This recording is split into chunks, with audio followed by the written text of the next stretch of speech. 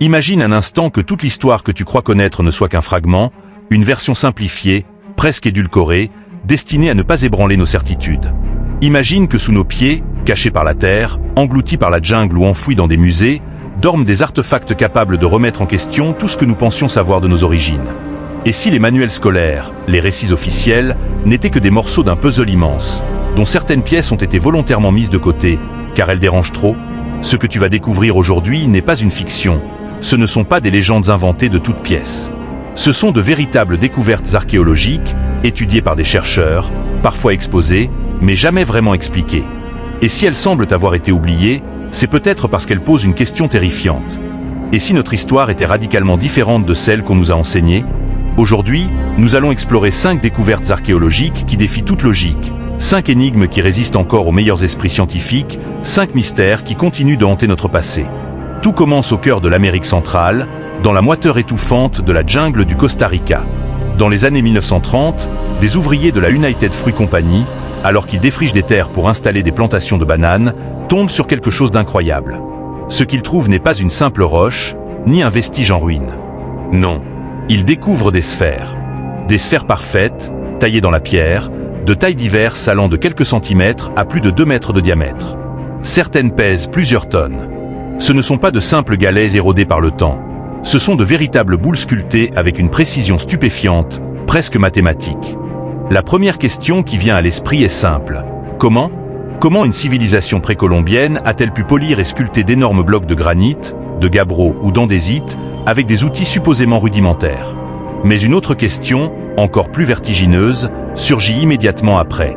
Pourquoi investir tant d'efforts pour créer des formes parfaites, qui, au premier abord, ne semblent avoir aucune utilité pratique? Les chercheurs attribuent ces sphères à la culture d'Iki, un peuple aujourd'hui disparu, mais le problème est que ce peuple n'a laissé aucun écrit, aucune trace culturelle détaillée expliquant l'usage de ces mystérieuses boules. Certaines ont été retrouvées alignées en groupe, comme si elles formaient des constellations terrestres. D'autres semblaient marquer des territoires ou indiquer des chemins. Les habitants modernes du Costa Rica les appellent parfois les pierres des dieux. Les hypothèses fusent instruments astronomiques, symboles religieux, marqueurs de pouvoir. Mais rien ne tient vraiment face à leur nombre, leur taille et leur dispersion. Aujourd'hui encore, des dizaines dorment dans les musées, et beaucoup sont encore dissimulés sous la végétation. Elles nous observent, silencieuses, comme des messages codés envoyés depuis un passé que nous ne comprenons pas. Et la question demeure, que voulaient vraiment nous dire les Diki en sculptant ces sphères parfaites? Quittons la jungle humide et traversons l'océan, direction l'Égypte. Là, au cœur de la nécropole de Saqqara, une découverte étrange va marquer à jamais l'archéologie. Nous sommes en 1936, et l'archéologue Walter Bryan Emery fouille la tombe du prince Sabu, un membre de la première dynastie égyptienne, donc il y a plus de 5000 ans. Et ce qu'il met au jour est tout sauf ordinaire. C'est un objet en pierre, plus précisément en schiste, un matériau fragile et difficile à sculpter. L'artefact mesure environ 60 cm de diamètre, possède un trou au centre et, surtout, 3 ailettes recourbées vers l'intérieur. L'objet est connu aujourd'hui sous le nom de disque de Sabu. Et à première vue, il ne ressemble à rien de ce que nous connaissons dans l'art ou l'artisanat égyptien. Il n'a rien d'un vase, ni d'un plat, ni d'une décoration. En réalité, il ressemble à une pièce mécanique. Certains y voient une hélice, une roue, voire un rotor. Mais comment une pièce qui évoque si fortement la technologie moderne a-t-elle pu apparaître dans l'Égypte antique, 3000 ans avant notre ère? Les explications officielles n'ont jamais été convaincantes. On a dit qu'il pouvait s'agir d'un brûle-encens, d'une lampe à huile, d'un objet rituel. Mais le schiste est si fragile qu'un tel objet aurait été inutilisable. Alors pourquoi le fabriquer ainsi? Des ingénieurs modernes, en l'examinant, ont suggéré qu'il avait été conçu pour tourner rapidement, comme une pièce de machine. Et si c'était le cas, cela voudrait dire que les anciens Égyptiens avaient accès à des connaissances mécaniques dont nous n'avons aucune trace. Aujourd'hui, le disque de Sabu est exposé au musée du Caire, enfermé derrière une vitrine.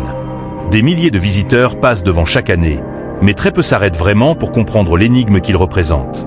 Peut-être est-il la trace d'un savoir oublié. Peut-être est-ce la preuve qu'il y avait, il y a 5 millénaires, des technologies que nous ne sommes pas censés retrouver à cette époque.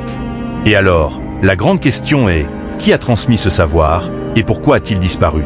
Maintenant, imaginons un instant que sous nos pieds, un immense réseau invisible s'étende depuis l'Espagne jusqu'à la Turquie. Ce n'est pas une légende. Ce sont les tunnels mégalithiques d'Europe. Depuis plusieurs décennies, Des archéologues découvrent et cartographient des kilomètres de galeries souterraines, taillées à même la roche, certaines si étroites qu'elles semblent destinées à des passages secrets, d'autres plus larges, avec des salles, des niches, parfois des systèmes de ventilation rudimentaires. Ces tunnels sont incroyablement anciens.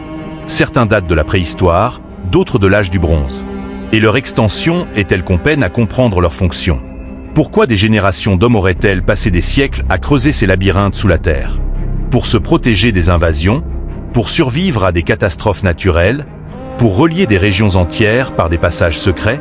Toutes ces explications semblent plausibles, mais aucune ne justifie une telle ampleur. Imagine des tunnels reliant l'Allemagne à l'Autriche, des réseaux souterrains en Espagne, en Turquie, comme si toute l'Europe antique avait été traversée par des artères invisibles. Est-ce que cela veut dire que ces peuples étaient bien plus connectés que nous ne le croyons?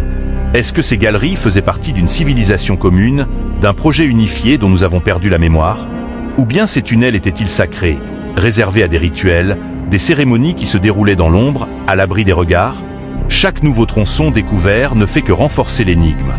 Et au fur et à mesure que l'on avance dans ces galeries sombres, on a presque l'impression d'entendre un écho lointain, celui d'une humanité qui nous a précédés et dont le savoir s'est effondré, ne laissant que ces traces mystérieuses. Mais le plus grand mystère de tous se trouve en Turquie, dans la région de l'Anatolie. Il s'appelle Göbekli Tepe. Découvert dans les années 1990, ce site archéologique a bouleversé toutes nos certitudes. Avant lui, les chercheurs pensaient que l'agriculture avait donné naissance aux sociétés complexes, à la religion et au temple. Mais Göbekli Tepe inverse totalement cette logique. Ce site, vieux de 12 000 ans, précède l'agriculture, précède la poterie, précède même l'organisation urbaine. Pourtant, ce que l'on trouve là est stupéfiant. D'immenses cercles de pierre, des colonnes sculptées de symboles et d'animaux, une organisation qui suppose des connaissances architecturales, logistiques et spirituelles impressionnantes. Comment une société de chasseurs-cueilleurs a-t-elle pu ériger un tel monument? Comment ont-ils déplacé, taillé et dressé ces pierres gigantesques sans outils métalliques, sans animaux de trait, sans roues? Göbekli Tepe nous force à réécrire l'histoire. Il suggère que la religion, le culte, la spiritualité ont précédé l'agriculture. Que c'est la foi, ou le besoin de sens, qui a poussé les hommes à se regrouper, à collaborer, à s'organiser. Plus troublant encore, ce site a été volontairement enterré il y a des millénaires.